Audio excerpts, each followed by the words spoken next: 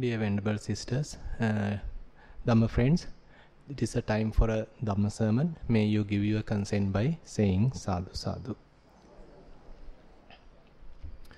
Namo tassa bhagavato arahato samma sambuddhassa.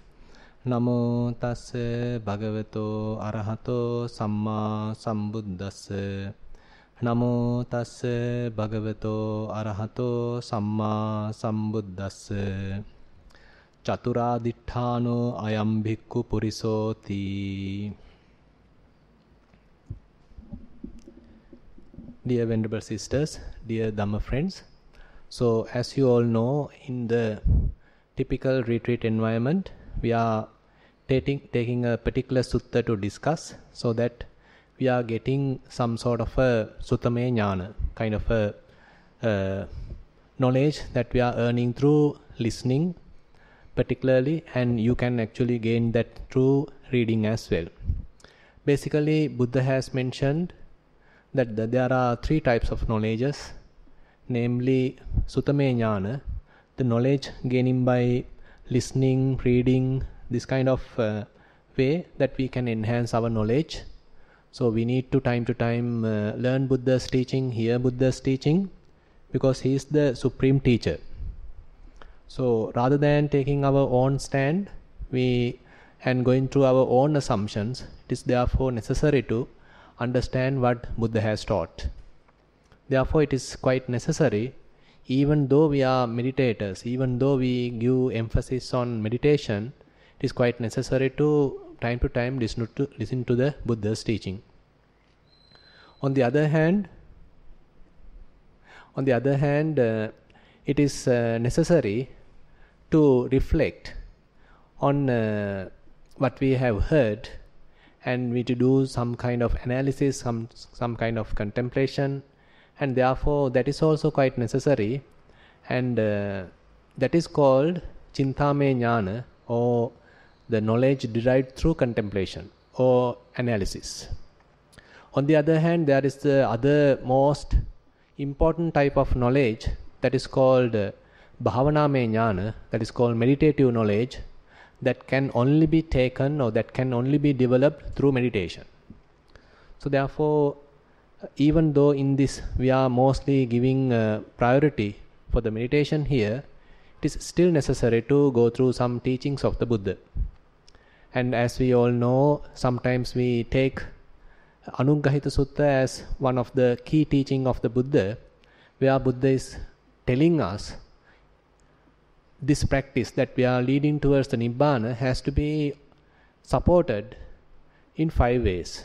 Firstly, with the morality, where we need to maintain our morality, we have to give some emphasis on morality, and we have to protect precepts, and therefore we have some moral aspects in our lives. Therefore it is called Sila Anuggahita. Then Buddha says that Sutta Anuggahita, where we need to listen to Buddha's teaching or read his teaching, so that we sort of get some knowledge on what he is talking. So it is said that we can't alone understand the path to Nibbana as we are the disciples, so therefore it is necessary to learn what the Samma Sambuddha, the Buddha has mentioned. So therefore we, like kind of humble followers of the Buddha, it is necessary to listen to him or to read what he has mentioned. So it is called Suttamaya Anuggahita, Sutta Anuggahita. Still, once we understood some of his teaching, still we might have some doubts. Therefore it is necessary to discuss with others. On the other hand, as practitioners, sometimes we may come across certain difficulties, some bottlenecks, some obstacles in our path. So it is still necessary to discuss with teachers, discuss with other good friends, so that we can share with them what are the difficulties that we are going through, or some kind of views that we are holding at the moment, and to cross-check whether we are in the proper place, in the proper understanding. So therefore Buddha says it is time to time, it is necessary to do proper discussions. It's called Sākacchā Anuggahita. And last he mentioned about the meditation, that is the Samatha Anuggahita and the Vipassana Anuggahita. So we need to develop fair amount of concentration, fair amount of tranquility in our mind, because even more than the good old days, nowadays our minds are fairly distracted. So we are living in a time where our minds are constantly being bombarded with various unnecessary things, so much of advertisements and so much of distractions, which make ourselves really obsessed, make ourselves kind of bewildered with various things. So it is quite difficult to have some peace of mind. Therefore, Buddha says tranquility meditation or samatha meditation is necessary to calm down ourselves and to develop some focus in our mind. Typically the minds are scattered, distracted, and therefore it is necessary to focus the mind and unify the mind, and again have to develop concentration for that. So Samatha Anuggahita, therefore Buddha recommends that it is necessary to engage with Samatha Anuggahita time to time.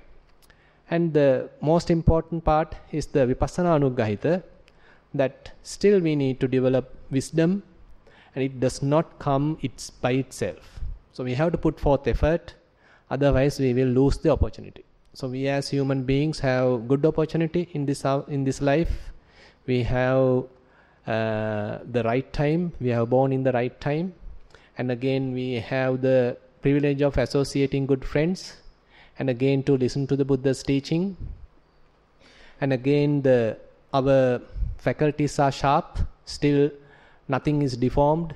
So we have to understand the value of this opportunity.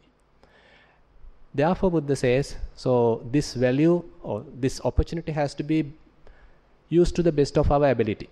So in this opportunity, therefore we need to develop wisdom.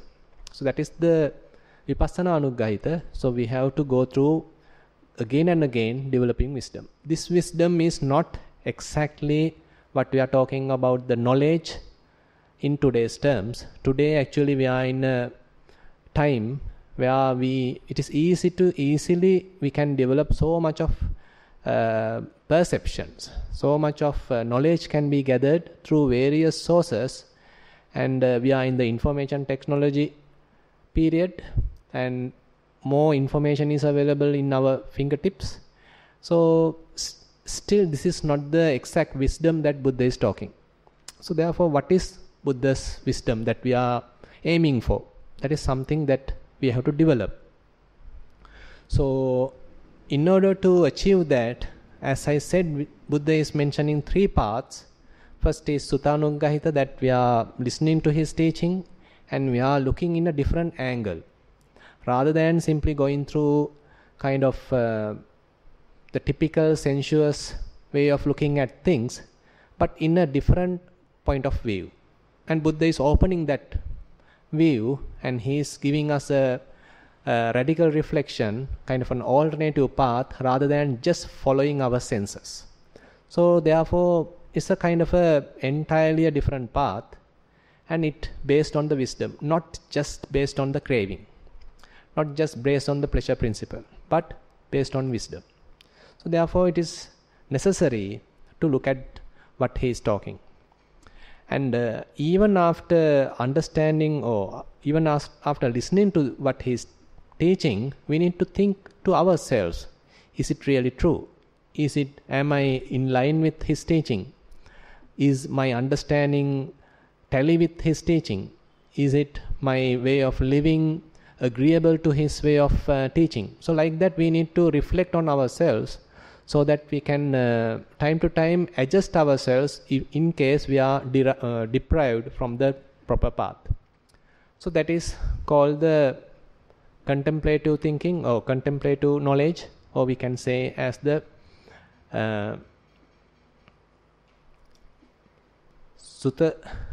Suttame Jnana and Chintame Jnana. Second is the Chintame Jnana. We do some kind of a reflection, wise reflection, contemplative thinking, and accordingly we can develop fair amount of wisdom. But our focus today, since we are engaged on meditation, is to develop the meditative knowledge, Bhavaname Jnana, And we have taken a particular sutta to enhance that knowledge. That sutta is available in Majjhima Nikaya. It is called Dhatu Vibhanga Sutta. Dhatu Vibhanga Sutta is one of the really important sutta where Buddha is talking about 4 elements. And not only 4 elements, he is giving a very comprehensive teaching there to one of the disciples who is called Pukkusati. This Venerable Pukkusati was previously a king, and he heard the Buddha's message from one of his friend king. You know, during the Buddha's time, one of the king in the Rajagaha is called King Bimbisara, and he had a good friend called King Pukkusati. So after King Bimbisara come across Buddha's teaching, he wants his friend also to follow the same path. So King Bimbisara sending a message to King Pukkusati, and he giving a certain kind of a condition that don't just immediately open this message. You wash yourself, bath yourself, and sort of go to the highest place in your palace, and then when there is no one around, with a good mind, wholesome mind, just open it and read. So after King Pukkusati read the message, what it contained is the message about the Buddha, Dhamma and the Sangha. So it's a very beautiful situation where actually the King Pukkusati has sent the material jewels, jewelry and gems and like that, many precious material things to King Bimbisara. So in return, King Bimbisara is sending the message of the triple gem, that is Buddha, Dhamma, Sangha. So after hearing the message of King Bimbisara, King Pukkusati was really happy. So he was really overjoyed, and he was mentioned in the sutta that he was able to uplift his mind towards the absorptions, towards the jhana, because his mind becomes so rapturous, so joyful, so elated after hearing this message. Because he was looking, it seems like he was searching for the truth, he was searching for some aim in his life, and now he has found. So he heard about the Buddha, he heard about his teaching, and he heard about the Sangha. Now, rather than continuing his kingship, he wants to relinquish his kingship and wants to become a monk. So he himself asked one of his fellow subordinate to take the requisites from the shop, and now he got a ball and the robe, and now he himself putting the robes and removing the head hair and shaving, and he simply left the palace in a disguised way. Now he is going in search of Buddha. And Buddha knew, far from the King Pukkusati, Buddha knew that Venerable Pukkusati is now coming towards him, searching for him. Again, Buddha may have known that he doesn't have much long life. So anyway, now Buddha also now approaching King Pukkusati or Venerable Pukkusati, and Venerable Pukkusati is actually passing the Jetavanaramaya, since he hasn't been there before, and he anyway, since the time has gone, so he can't come or reach the Jetavanaramaya, so he is taking refuge of a potter's house or potter's storehouse to stay at that night. So Buddha also going to the same place, and he is now asking permission from the potter whether is it possible to stay there. Now it's a beautiful conversation where potter is telling that already there's a ascetic available there, so you have to get his consent. If he is all right with it, so you may also stay there, because the potter's storehouse is a fairly spacious place. So now Buddha approached Venerable Pukkusati, and he's getting the consent from Venerable Pukkusati, may I stay there also? Is it, if you don't mind, I also like to spend just one night at this place. So Venerable Pukkusati also liking that, so he agreed and he given the consent. So Buddha also come in, and now both of them are staying at the same place.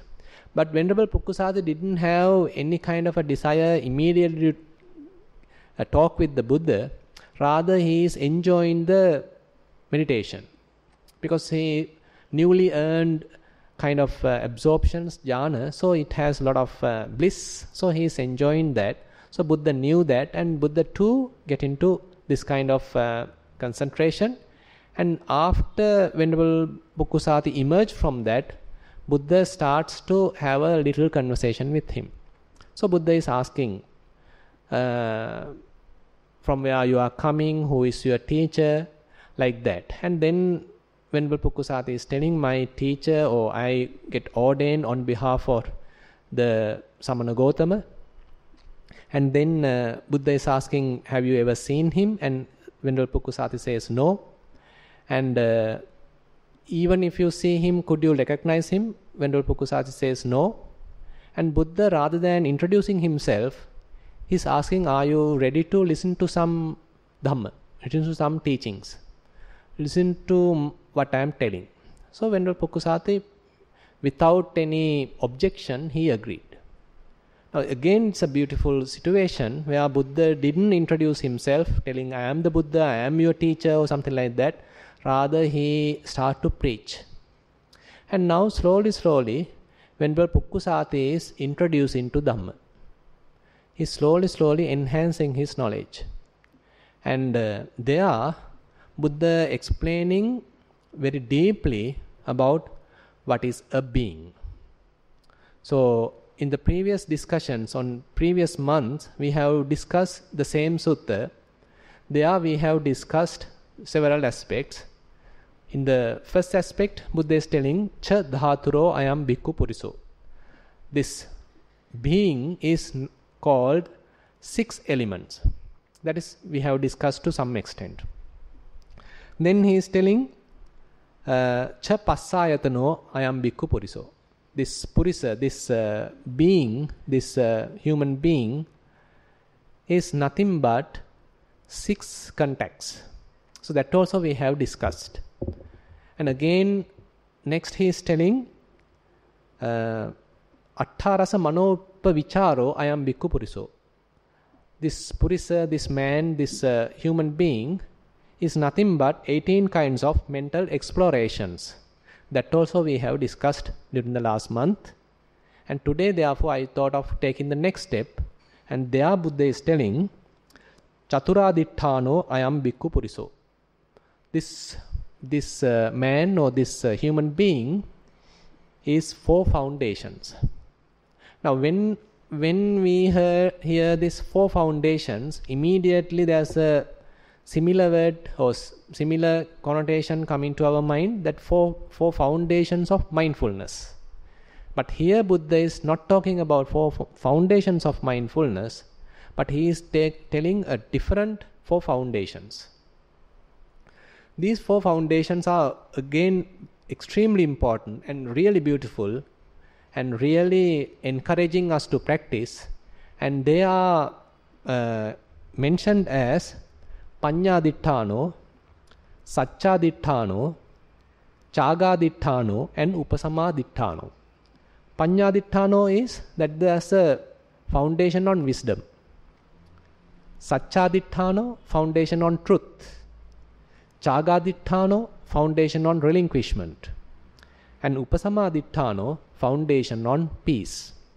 So we hope to go one by one, and definitely I may not be able to cover all 4 within this month. So today I thought of taking the first foundation, that is called Panyadittano. That is the wisdom. And there Buddha is telling, one should not neglect wisdom. Panyang nappa majjaya. One should not neglect wisdom, On the other hand, one should be diligent on developing wisdom. So that is something important to understand. So there is something to develop.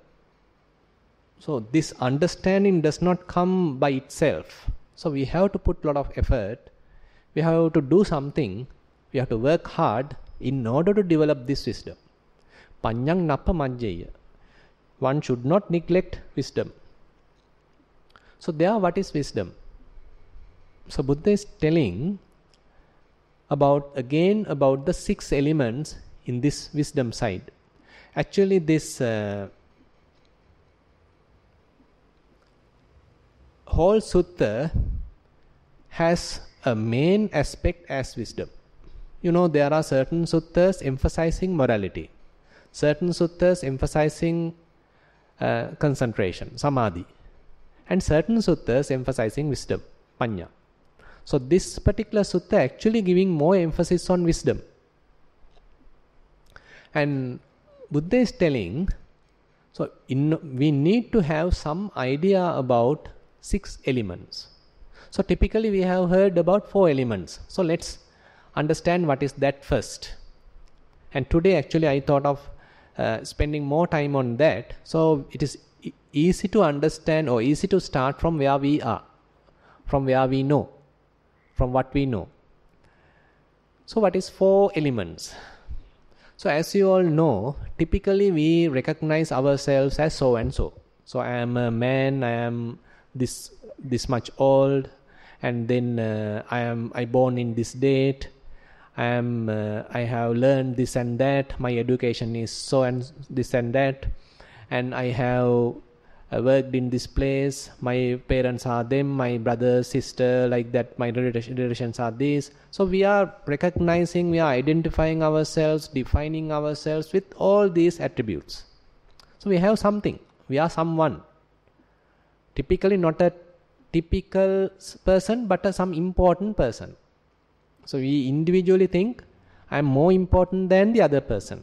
So that is what we tend to think, not as a simple say civilian, but I am more important, I am VIP, and like that we like to think. Not a typical person, but a VIP.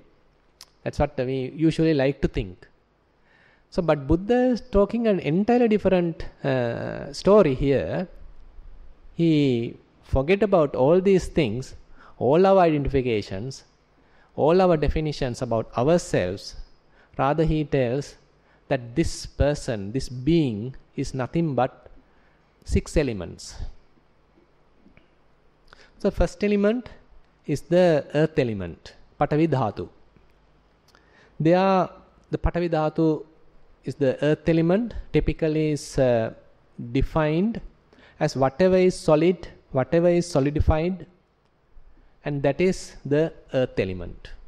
So if we consider internally, we have certain earth elements. It's quite easy to understand.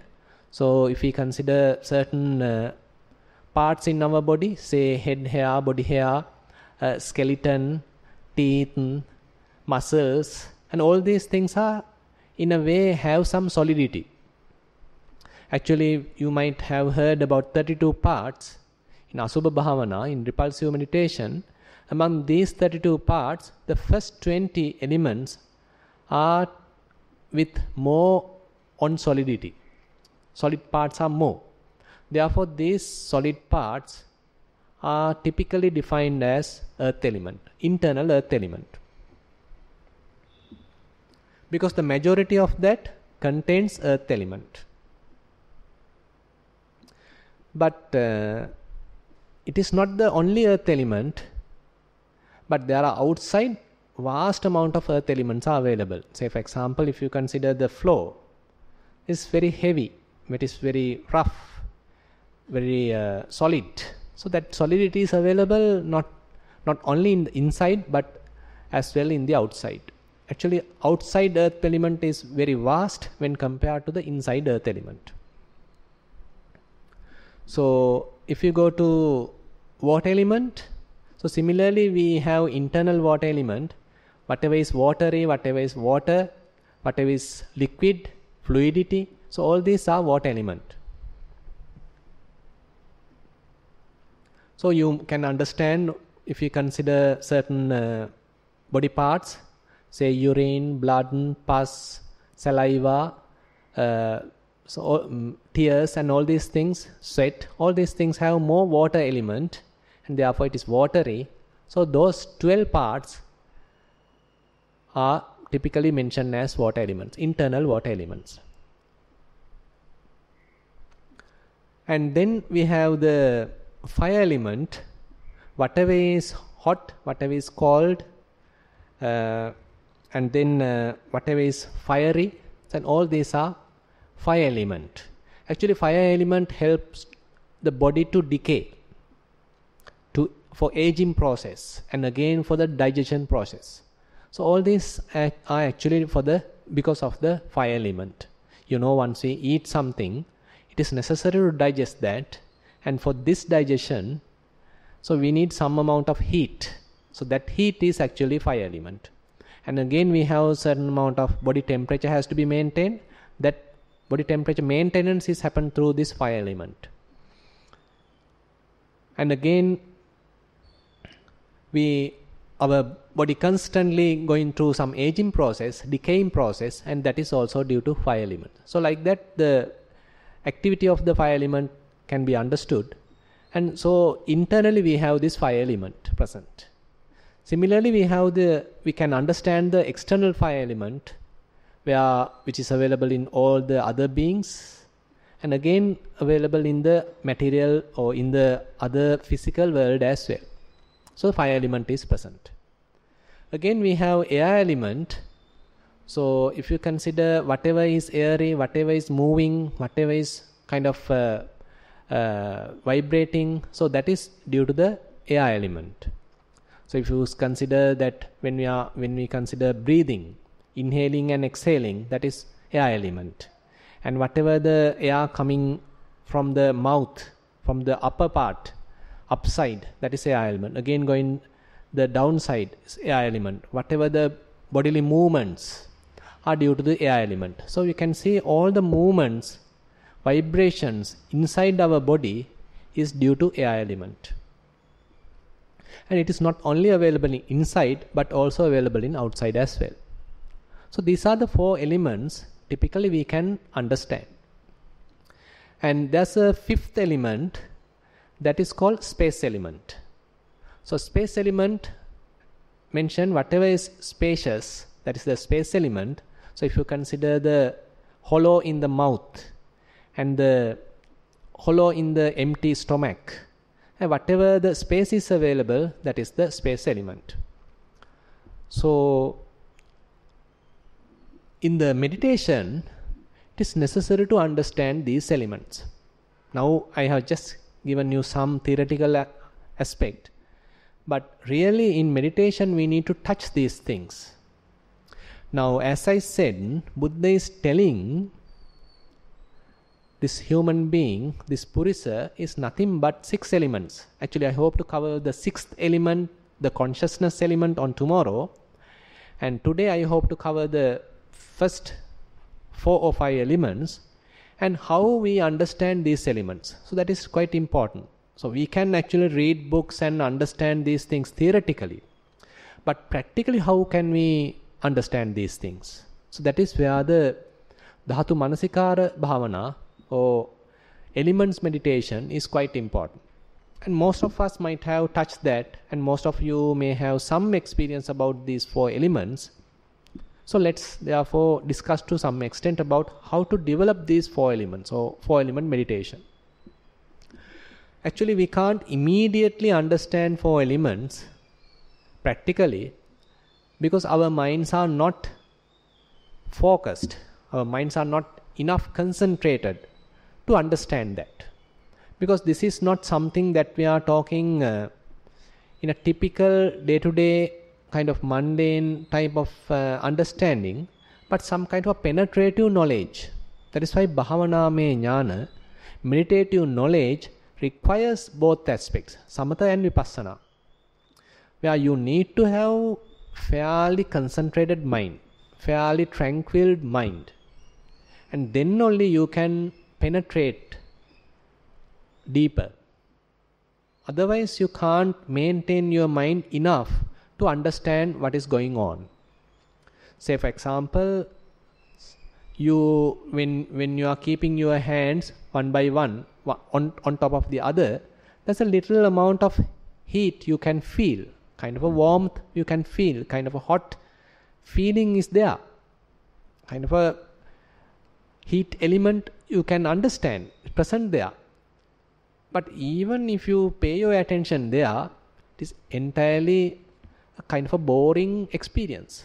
So you might not feel continuing observing it.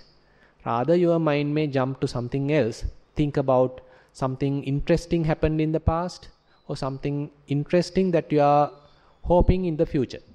So we are not prepared ourselves to understand these very primary characteristics of these elements. Actually, our minds are typically prepared to think about the past, fantasize about the future, and therefore completely lost the present moment. So our minds are fairly complicated and never in the present, and constantly associating something has happened in the past or what is going to happen in the future. We are constantly thinking. So therefore, we have lost the inner simplicity. We have lost the simplicity available in the present moment. So what we are talking here, fire element, water element, air element, earth element, these things are talking to us in a very different language than what we know. They don't talk to us in Sinhalese, they don't talk to us in English or any other typical man-made language. So all man-made languages, are all conventions. So they are very complicated. And they are based on some kind of a self. So I am thinking, I am talking, I am looking at someone, he is talking to me, I got something. So all the vocabulary, all the grammar, if you understand, if you go through, everything is self-centered. There is I, there is a person, there is another second person, and there's another third person. So like that, the whole grammatical structure, language structure is based on some person. So the way we use it, the way we used to think, and everything is conditioned by these languages. And mostly again, nowadays mostly about the Western languages. So anyway, I don't know if we had a better language which is little at least free from this self-centered thinking, but nowadays we are enhancing this self-centeredness. We are encouraging this self-centeredness. We are encouraging this self-centered thinking. And in order to think, we need a language. So if you try to understand 4 elements using a language, would you think that we are able to catch the real sense of it? Using our man-made language, we are trying to use in order to understand the very primary levels of elements. Could you think that we would be successful in that? So basically, I have explained even now what is fire element, what is water element, what is earth element, like that I have explained. But still these are words. These are based on English language. So language gives us only some kind of an external, kind of a surface level idea, but that is not the real understanding. That is where this meditative knowledge is extremely important. You can't get that just by mere listening. You can't get that merely by thinking. Just by analytical knowledge, you can't get that. So you need to have some direct touch. So that direct touch, at the beginning we might or we may not appreciate at all. So this is going against our typical conventional norms, typical conventional values. As I said, our typical conventional value system is based on a self, based on a person, based on someone, an important person, VIP, not a typical person. So if something appreciating my presence, if something appreciating a self, giving some value to myself, talking someone, giving some importance to myself, then I may appreciate. But if some other teaching telling us you are nobody, you are no one, you are just 4 elements, I may not even look at that teaching. It's entirely against the grain. So that's why we need to be extremely humble to understand there's a different aspect of life. There's a different perspective of the way of thinking. That is why we have to have a kind of an open mind, have a beginner's mind, put aside all our value systems, put aside all our education, all our earned degrees and all titles and all the whatever the thing, just come to the earth. If you can come back to earth, then you may be able to understand earth element. If you can't stand on earth, then you can't understand earth element. Something like that. So we are now, before you come to earth element, so therefore we need to develop some amount of concentration, some amount of focused attention. So we are trying. Okay, we suppose we are getting, say, rising and falling as our meditation object. So we become like our children. So we have a kind of a fresh mind, open mind, humble mind, innocent mind, and we simply sit comfortably and try to keep our attention on the body. If our mind distracts to the past, again we take it back to the present moment. If it distracts to the future, again we take it back to the present moment. So we are developing concentration. We are developing the present moment awareness. So more and more you develop this present moment awareness, so your mind will be little by little free from various distractions.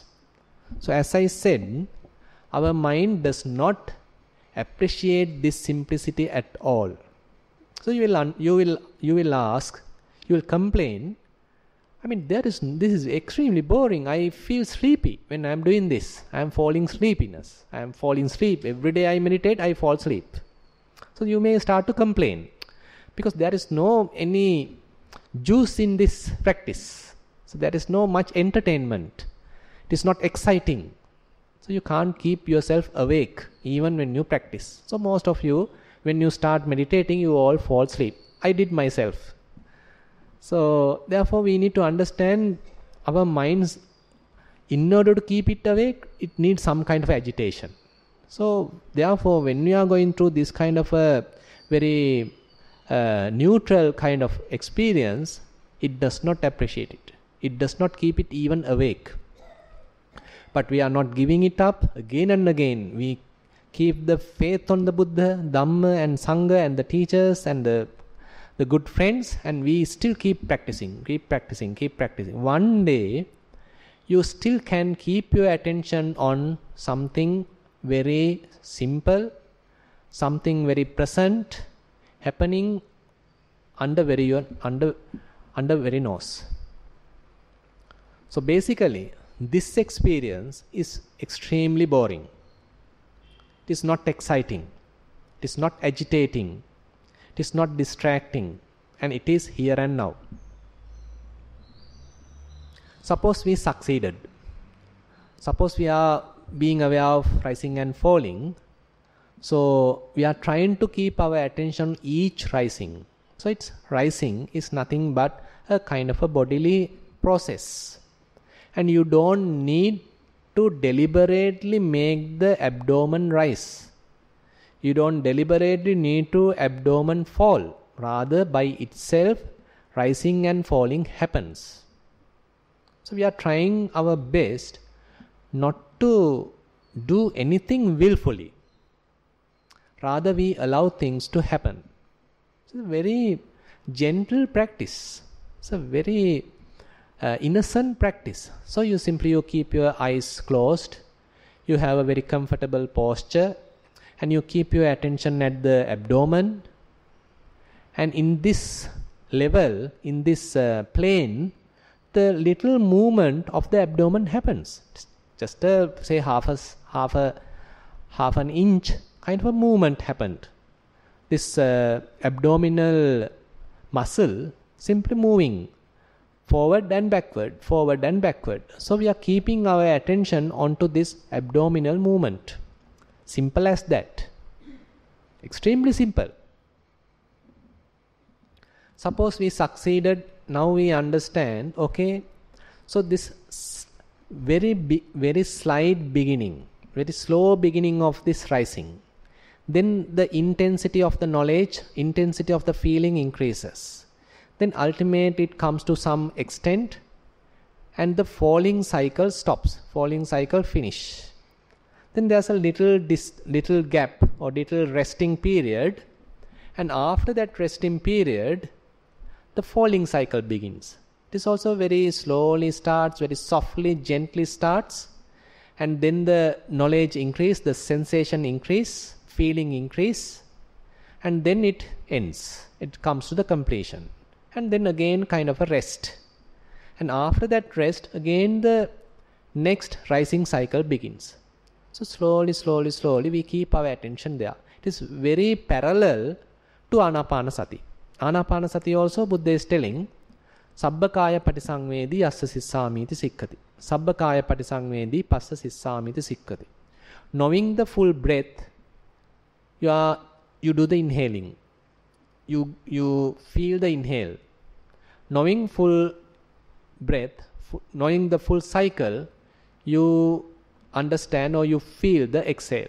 Similarly here also, knowing complete cycle of rising, you know that, you feel that. Knowing complete cycle of the backward movement of falling, we are knowing that. So do you need words to know that? So at the beginning we might need words, and that we call as the labeling. Because our mind, as I said, does not like to stay this kind of a very simple activity. Because it likes to stay thinking about what has happened in the past, very exciting, maybe really touching, really interesting. It likes to stay there. Or it likes to stay in the future, really encouraging, really fantastic, wonderful thinking. But this movement of the belly, movement of the abdomen is extremely boring. So again we fall asleep, again we wake up, again come to the present moment, again just keeping our attention there, again and again trying. So it may take a lot of time. So we have to have enough patience. Suppose we are doing walking meditation, the same approach, only the posture difference. So you are keeping your left leg on the ground and you feel that. You feel some hardness. You feel some roughness. And that belongs to elements. And in order to feel that, in order to get connected to that, in order to directly connect with that experience, you don't need a language. So it's a direct experience. So we are coming to the very elementary level. And we are coming to very basic understanding. And we are trying to quieten our mind. Sort of silence our inner chatter. Silence the inner commentary. And just connect with the direct experience. So if we can appreciate this direct experience, how much of relief, how much of peace come into the mind. Because our minds are constantly thinking. Constantly thinking, like thinking machines. But here, we are calming down thinking, neglecting thinking, not giving any value to thinking. rather directly connecting with the experience. That's simple. Suppose we succeeded in walking meditation and we are being able to maintain our attention on each step. Each step is so valuable, so important, and we are allowing the body to walk in the typical usual pace, and then and there we are keeping our attention at each step. When left leg touching the ground, we feel hardness. We feel some roughness. And we keep our attention there. So we improve that. We don't stop there.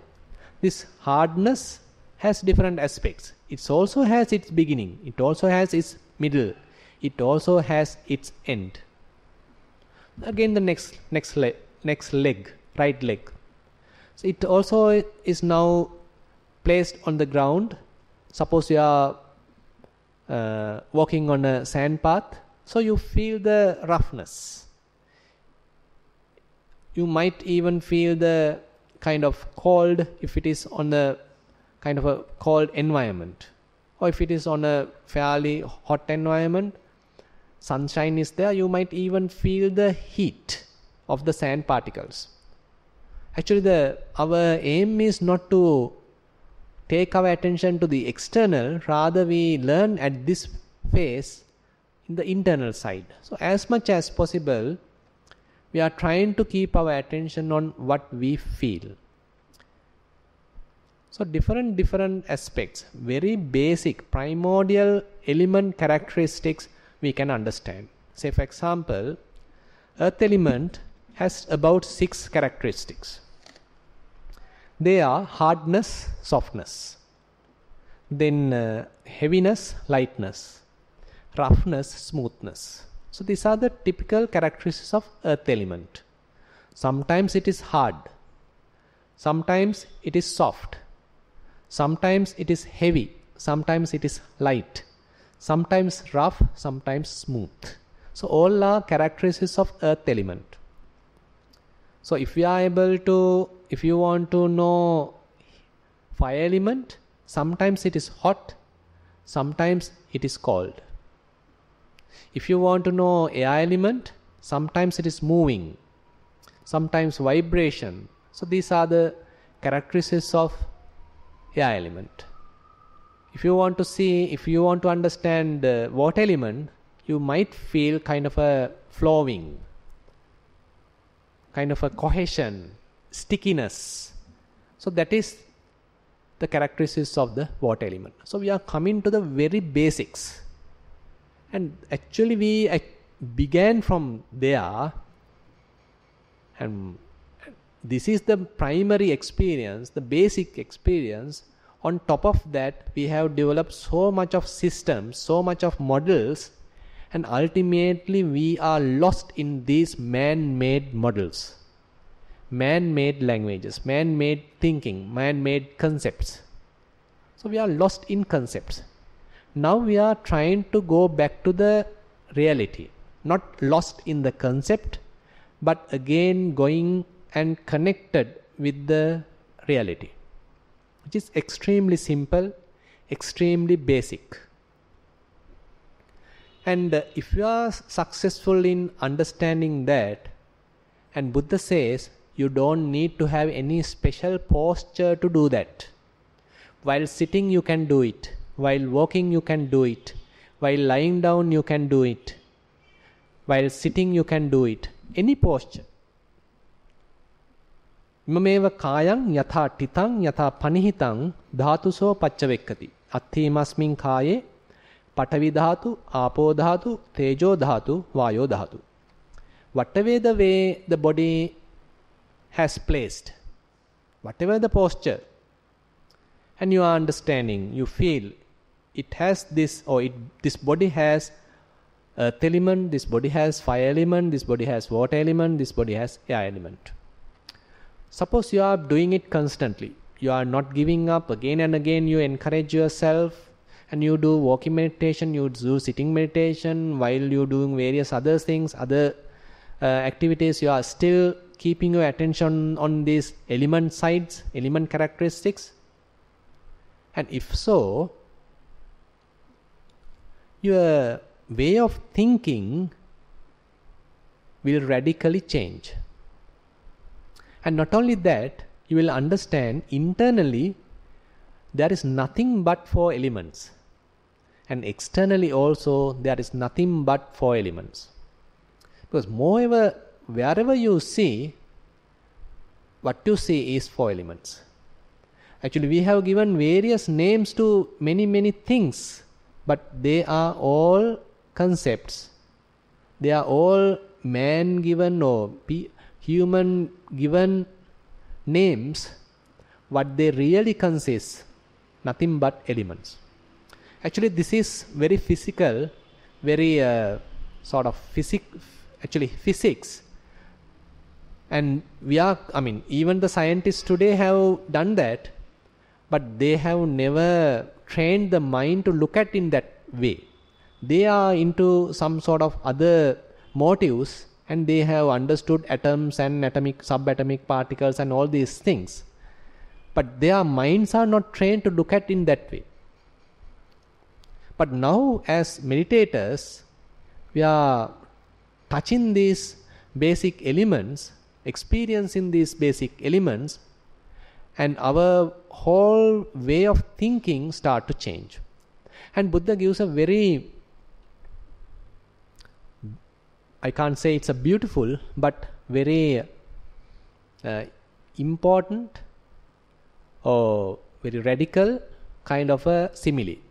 He says, assume there's a butcher and he's himself slaughter a cow, and this cow, now the parts are, the different parts are divided, and it is taking this whole flesh, or what you call beef, and now he is selling. In today's terms, 1 kilogram, 2 kilogram, 5 kilogram. So some of you come and ask 1 kilogram, so he is giving 1 kilogram of beef. So different parts are selling. So Buddha is asking, or Buddha is telling us, when this butcher selling meat, does he has the perception or idea that I am selling a cow? Now that the perception of cow has entirely gone.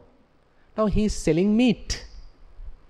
You can understand the difference between cow and meat, cow and beef.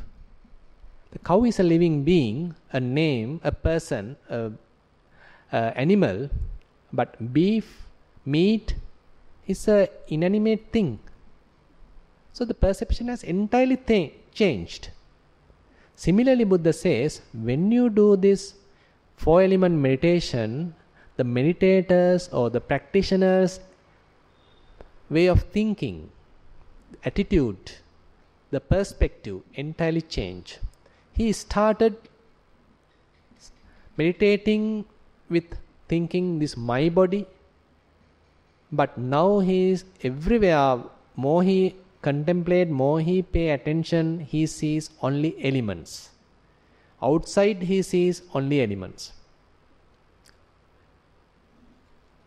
Iti ajjattang va kaye kayanupasse vihirati, iti bahiddha va kaye kayanupasse vihirati. So more and more he contemplate, more and more he experience 4 elements inside, and accordingly he can understand inferentially outside also the same.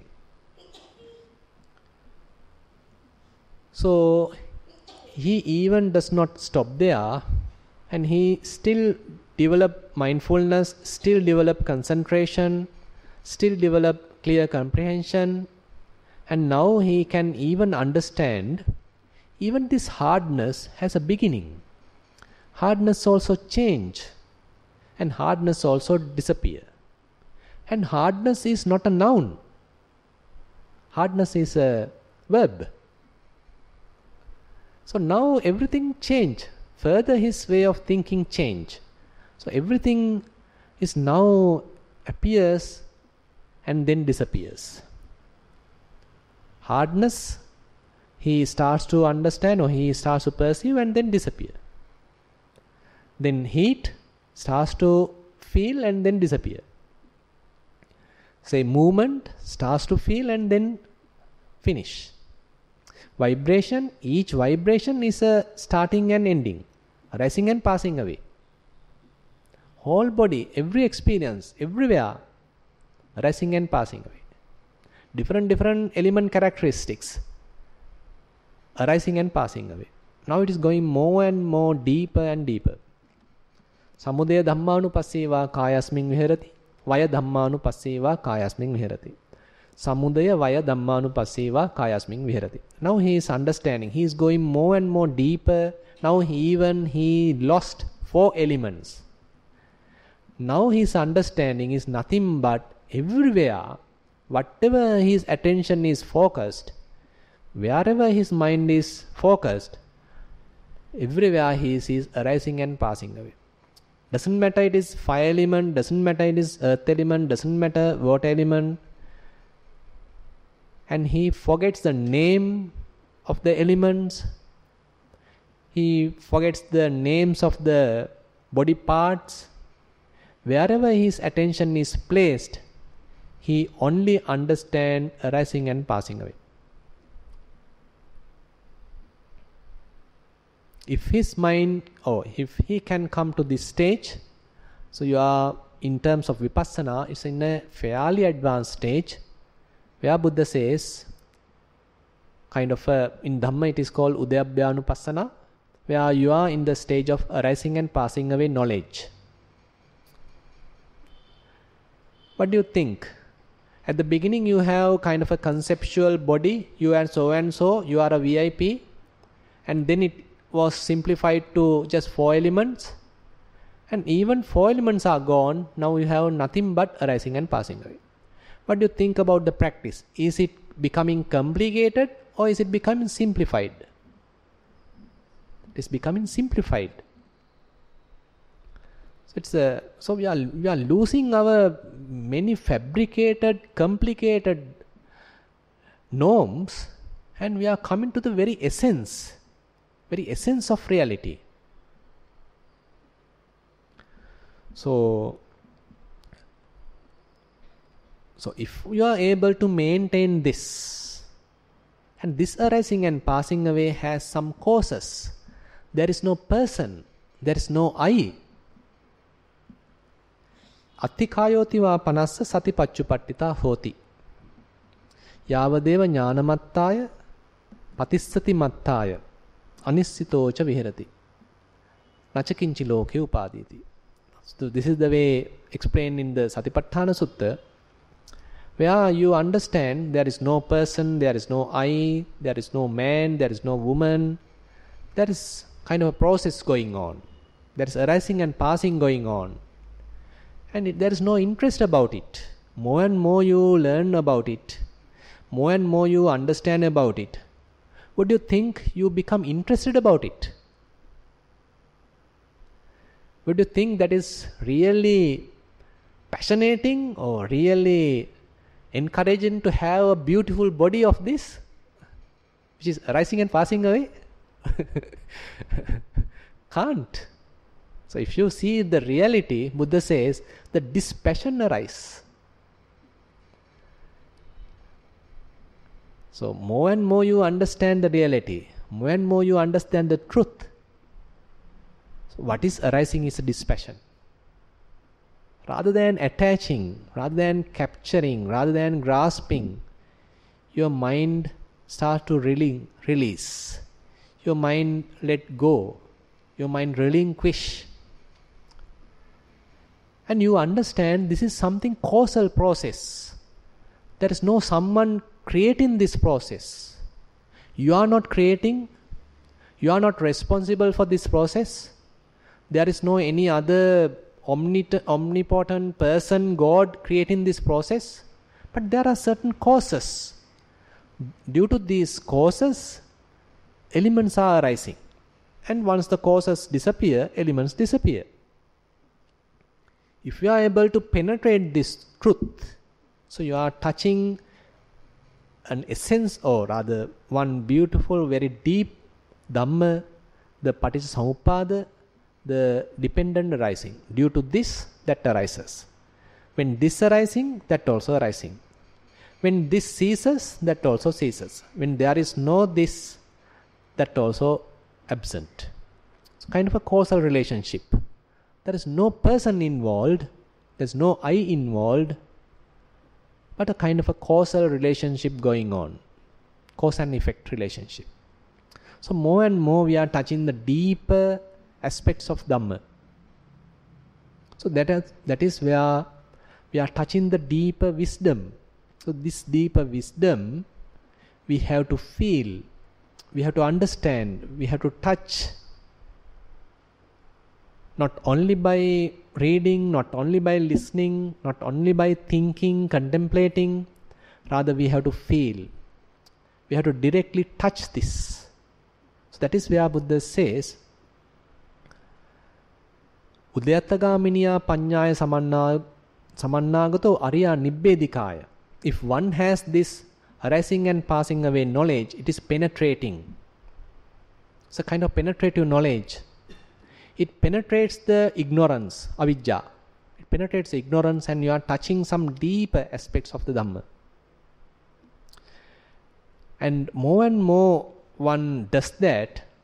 In one point, Buddha says, so if one loses the passion in this process, and mind has developed to very high level the faculties, and at that time the whole process will be dropped from the mind, and you would be able to penetrate the truth, and the mind becomes kind of dispassionate, relinquished, and would be able to maintain this anissita, kind of independent type of mind, which is free from this arising and passing away. So this may be kind of a momentary experience, but again and again, if you are continuing in this path, again and again you are practicing this path, again and again you experience, you are going through this arising and passing away, but at a given time, more and more the three characteristics, impermanence, suffering, non-self, are developed. The mind would be able to let go, to relinquish the whole process, and to experience the cessation. So that in a way a different paradigm. That in a way another stage of the Dhamma, another stage of the Vipassana. Therefore, in Dhamma it says, Evametang yathabhutang sammappaññāya disva patavi dhatuya nibbindati. Patavi dhatuya chittang virajeti. So when he understands the reality of the earth element, his mind, the practitioner's mind become dispassionate about earth element. Similarly, Buddha says about fire element, water element, air element. So all the elements are sort of no more attractive, rather they occur based on the causes, and so you simply let go, you simply relinquish, and your mind become free. So mind become unattached, unentangled, not involved in this process. So likewise you can understand this 4-element meditation is taking us deeper and deeper. More and more wisdom is developing, and this wisdom, as I said, you cannot borrow from books. You cannot understand through just by mere thinking. And you can only understand, you can only touch when the mind stops thinking. Mind stops thinking, but you are directly connecting with the experience. It's a really beautiful way of beautiful way of experience.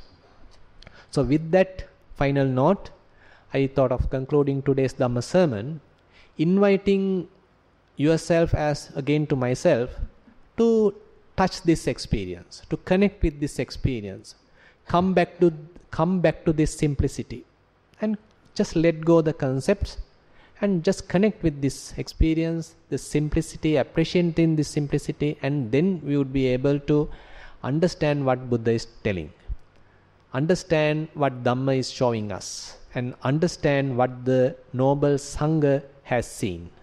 So with that final note, I conclude today's Dhamma sermon. Thank you very much for listening.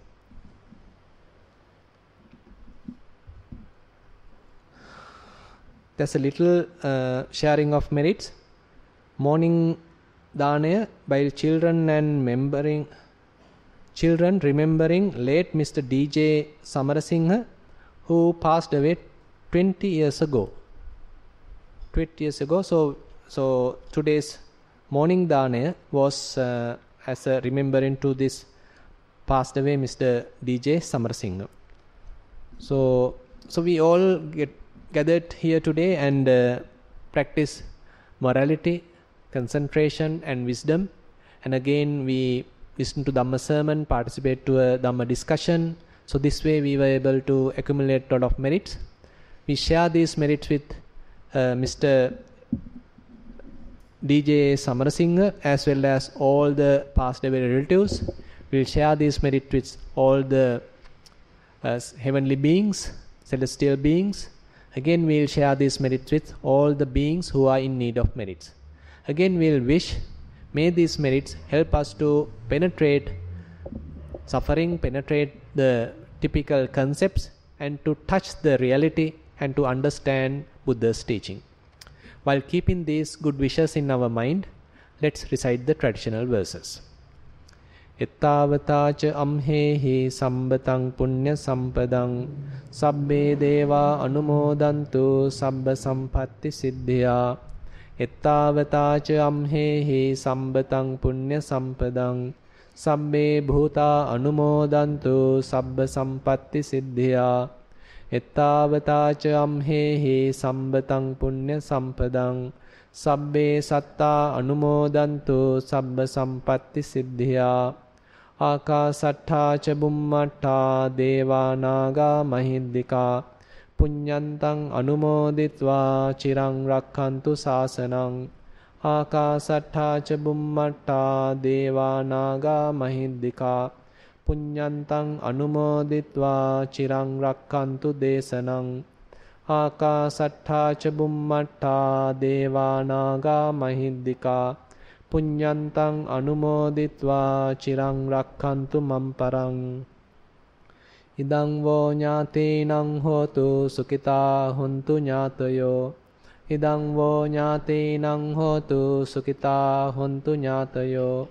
Idang vo nyatinang hotu sukita huntu nyatayo. Imina punya kammena mame bala samagamo. Satang samagamo hotu yava nibbana pattiya. Imina punya kammena mame bala samagamo. Satang samagamo hotu yava nibbana pattiya. Imina punya kammena mame bala samagamo. Satang samagamo hotu yava nibbana pattiya. Sadhu, sadhu, sadhu.